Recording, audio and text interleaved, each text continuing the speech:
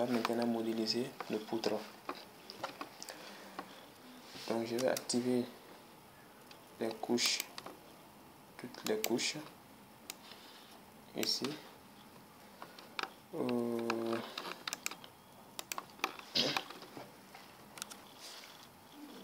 Donc pour les poutres, je vais désactiver les autres couches également pour ne pas trop surcharger le dessin, c'est-à-dire les lignes des axes, etc. Donc les calques, je désactive tout et puis j'active seulement les calques poutres ici.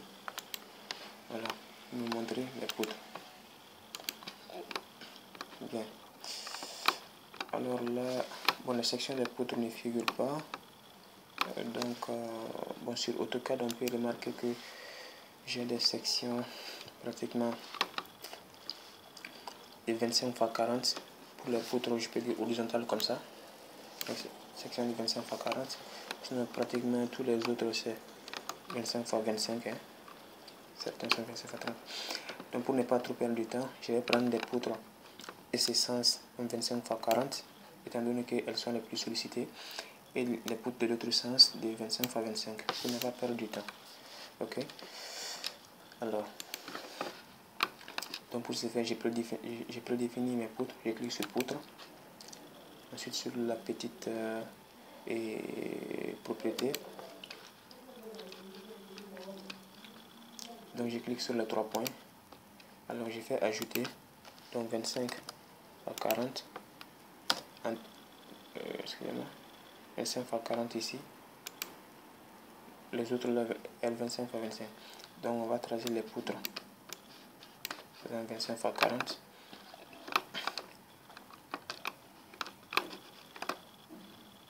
Je trace les poutres.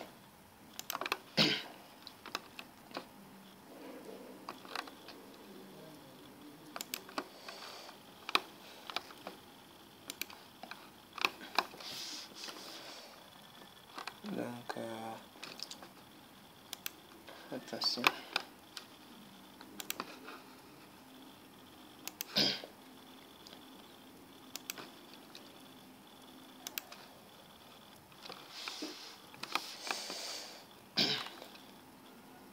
Donc, juste pour spécifier un petit point, je vais essayer de faire les tutoriels en des petites vidéos pour ne pas que les personnes qui le regardent soient trop ennuyées. Parce que j'ai remarqué qu'avec les tutos d'1 heure, etc., ça peut ennuyer les gens. Donc je vais essayer de diviser ça, de scinder en des petites parties. Par exemple pour les poteaux une partie, pour les poutres une partie, etc. Pour faciliter la compréhension.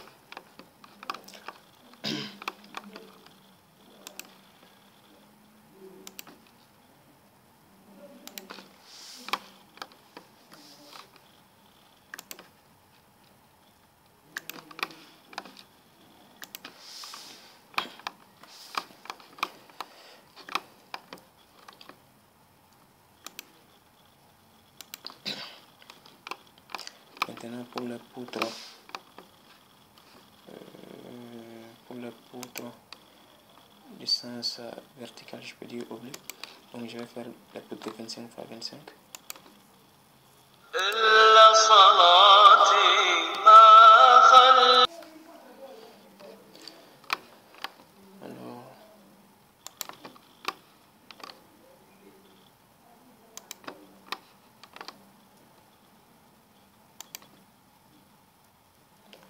Alors il faut savoir que normalement ces poutres là, par exemple quand vous avez plusieurs travées comme ça, généralement on utilise des poutres continues. Parce que ces poutres continues, mais moi je suis en train de faire des poutres iostatiques. Normalement les poutres continues nous permettent d'économiser. Parce que vous allez voir que les moments sont réduits.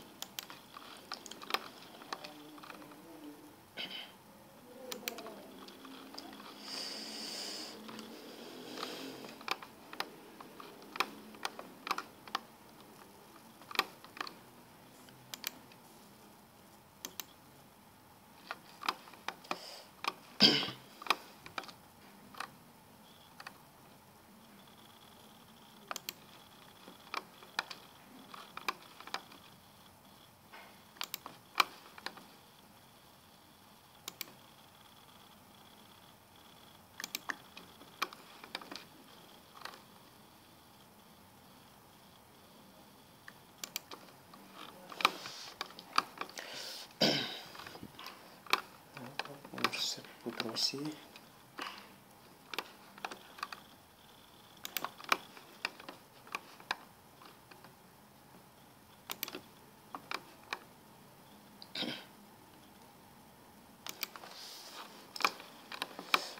Alors, juste un petit conseil. Un logiciel, ça sert à rien de l'utiliser quand on n'a pas compris un peu la théorie, hein, parce que c'est tout simplement la théorie qui est transformée en programme qui nous permet de gagner du temps seulement. Ça ici.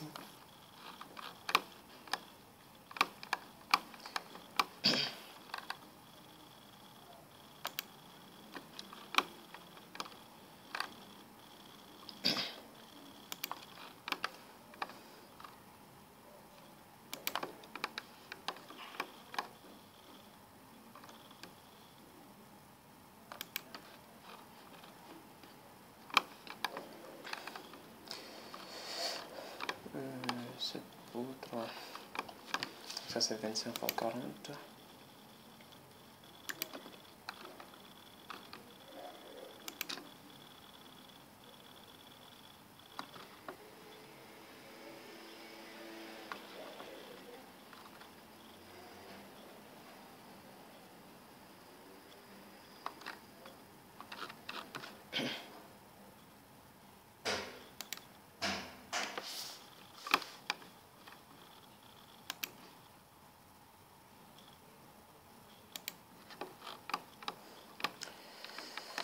Ok.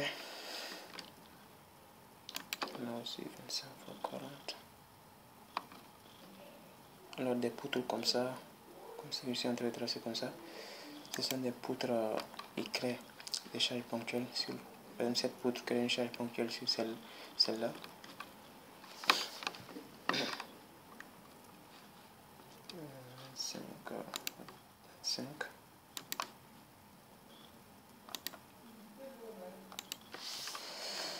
Ok, donc après avoir tracé ça, on doit vérifier, voir si on n'a pas d'erreur, c'est-à-dire le problème des nœuds, etc. Normalement, à chaque fois que vous faites une petite modélisation, mieux vaut vérifier. On appuie sur la touche F7 du clavier pour démarrer la vérification. Alors, comme vous voyez ici, on a des erreurs, pas des erreurs, des avertissements pour l'avertissement des positions des nœuds qu'on doit remédier. Par exemple, ici, on clique sur les premiers, position des nœuds, poteau 20. Bon, je vais cliquer ici. Attention. Donc, je clique sur les premiers avertissements ici. Alors, ça me sélectionne les éléments en question. Par exemple, ici, ça dit que le type d'erreur, c'est position des nœuds. La position des nœuds, donc c'est l'élément, c'est-à-dire le poteau numéro 20 qu'il a sélectionné ici, ces poteaux-là. Et la poutre 132. Donc, certainement, à ce niveau, on a un problème à ce niveau-là ici, les nœuds ici. Ouais. Donc, pour ce faire, je vais prendre la poutre.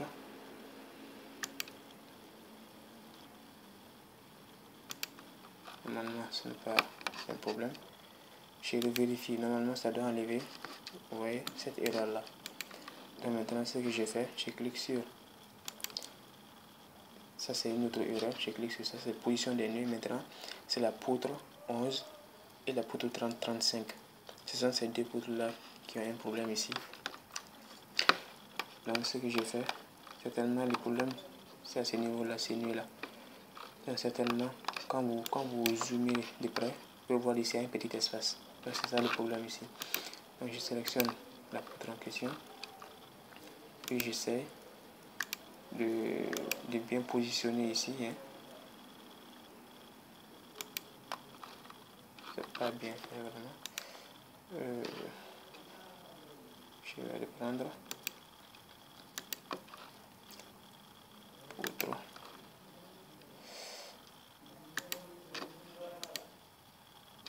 Alors, qu'est-ce que c'est comme ça? Je vais supprimer cette poutre pour essayer de refaire encore. C'est mieux. C'est mieux ici. je le vérifie. Vous voyez, l'erreur est partie. C'est juste, il faut bien appuyer sur le nœud. Hein. Il faut que la poutre se repose exactement sur l'autre poutre.